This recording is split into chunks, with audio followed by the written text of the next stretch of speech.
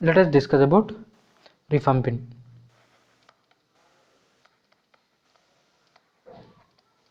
Rifampin, right? As all of us know, rifampin is a anti-tubercular drug, right? Anti-tubercular drug, and it is derived from rifamycin B. It is derived from rifamycin B, and it is semi-synthetic derivative. It is semi-synthetic derivative of rifamycin B. It acts both against gram-positive and gram-negative organisms. Gram-positive and gram-negative organisms.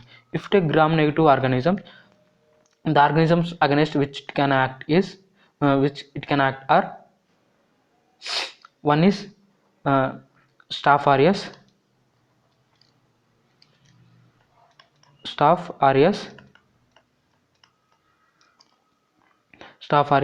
Legionella, Haemophilus influenza, E. coli, Klebsiella,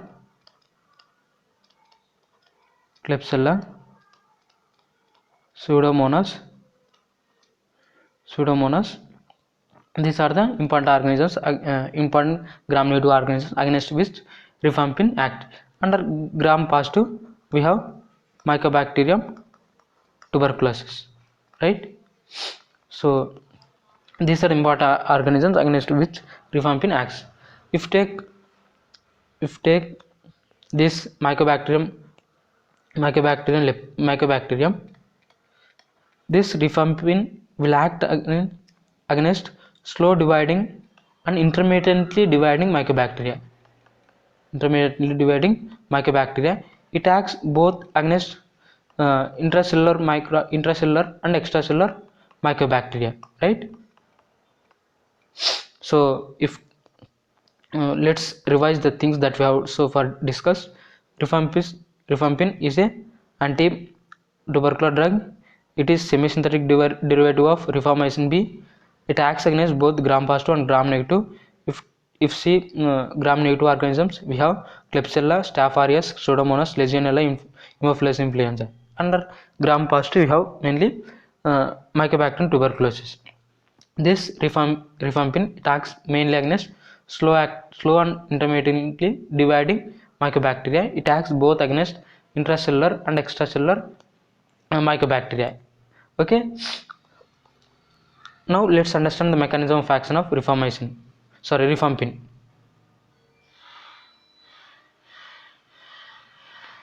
Mechanism of action.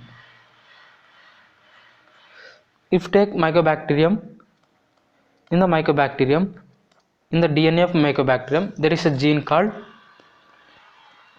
ROPB gene. This gene encodes an enzyme called mycobacterial DNA dependent RNA polymerase. Mycobacterial DNA dependent RNA polymerase. This enzyme will help in DNA polymerization. Will take part in DNA polymerization.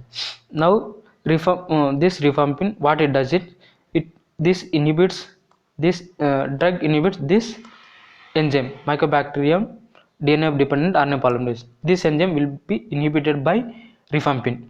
Due to inhibition of this enzyme, DNA polymerase will not happen, and this leads to death of mycobacterium, right? Now if the bacteria has to develop resistance, how will it develop? It develops by developing mutations in ROPO. Okay, by developing mutations in ROPO, it results in development of resistance against rifampin, right? This is how it works and how this resistance develops, right? Now let's understand pharmacokinetics. If talk about pharmacokinetics, this rifampin is observed orally, right? Oral absorption is very good, right? And when it goes into body, it gets distributed all over the body, and it can even go into brain. but when it goes into brain, in the meninges there is a protein called P glycoprotein, right? This, what it does is, this P glycoprotein, it's it uh, it takes rifampin out of the brain. That means it flushes out, or you can say it pumps out the rifampin out of the brain, right? So it gets distributed all over the body. It can even go into brain, but in the brain, when it goes into brain, it gets pumped out by P glycoprotein, right? And if take metabolism, it gets metabolized in the liver by deacetylation. Okay, by deacetylation. This deacetylated product, this deacetylated product will get excreted in the bile, right? This deacetylated product, even it undergoes enterohepatic circulation, hepatic circulation. Clear?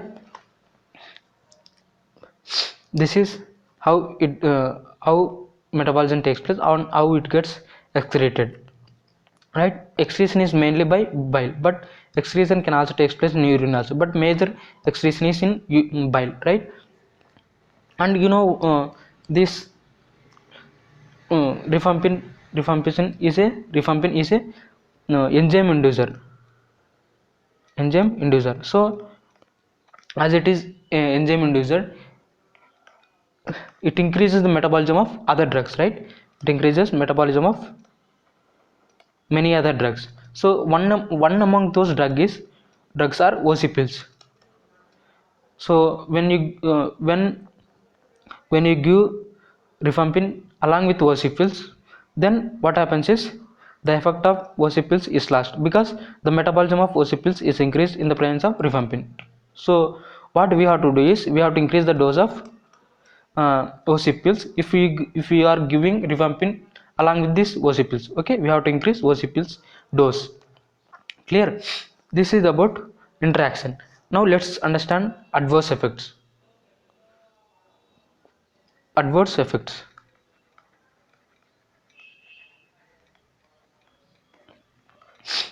Adverse effects are mainly hepatitis. Okay, the first one is hepatitis. If there is jaundice in hepatitis, then we have to discontinue the drug. Clear? And there are many some other minor side effects. They are cutaneous syndrome. In cutaneous syndrome, what we can see is flushing, pruritus, rash, all this will be there. And other side effects are flu syndrome,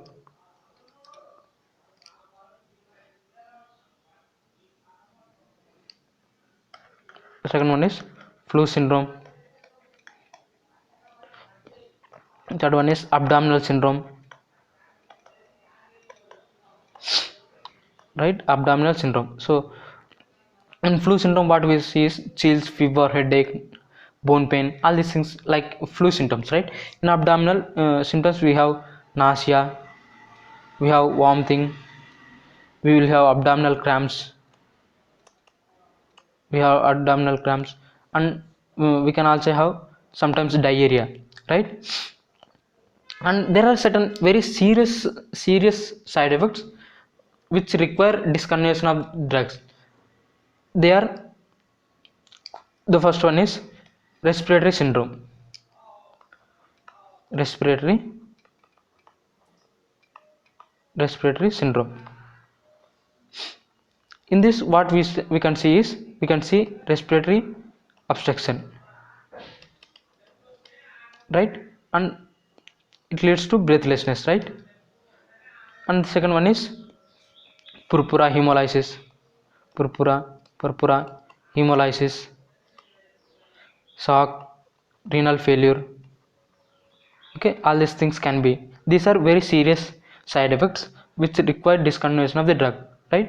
So there is one important side effect, that is when you see urine of the patient who is using this drug, you will see the color the color is orange. The color is orange. The color of urine is orange if the patient is using this drug, and this is completely normal, and we don't need to discontinue the drug, and there is nothing to worry about this side effect. Okay, so the color of urine is orange, and this there is nothing to worry about this color. Okay, so let's revise the side effects.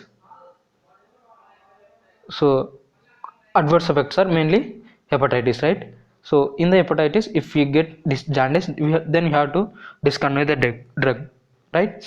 There are certain minor side effects like cutaneous syndrome, uh, flu syndrome, abdominal syndrome. These are side effects of minor importance, but there are side effects which are of serious importance. One is respiratory syndrome, and other are purpura, hemolysis, shock, renal failure. So these are serious side effects which really requires discontinuation. And one important side effect is urine color. The color of the urine is orange in these patients who are using this drug, and this is completely normal, and there is nothing to worry about this color. Okay, this is something about rifampin.